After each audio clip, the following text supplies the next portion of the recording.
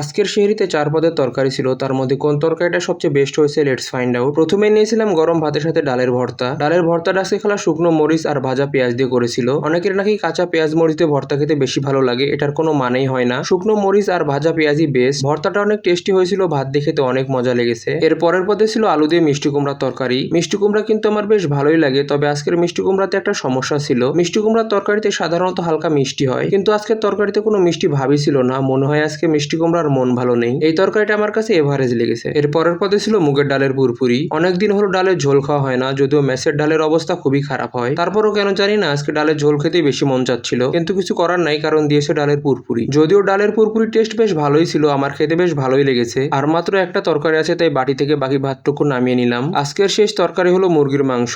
1 piece মুরগির মাংস আর 3 piece আলু দিয়েছে। মাংসের তরকারি কালারটা দেখেছেন, একদম অস্থির কালার। আমাদের মেসের খালা মাংস রান্না করতে একদম এক্সপার্ট। ঝোল আলু দিয়ে সম্পূর্ণ ভাত মেখে মাংস দিয়ে খাওয়া শুরু করলাম। খেতে গিয়ে বুঝলাম মাংসের তরকারিতে হালকা ঝাল বেশি হয়েছে, যার কারণে খেতে একদম অস্থির লাগছিল। আজকে খালার বেশ রান্না ছিল মুরগির মাংসের তরকারি। মেসের খাবারের এমন ভিডিও দেখতে পেজটিকে ফলো করে দিন। আল্লাহ হাফেজ।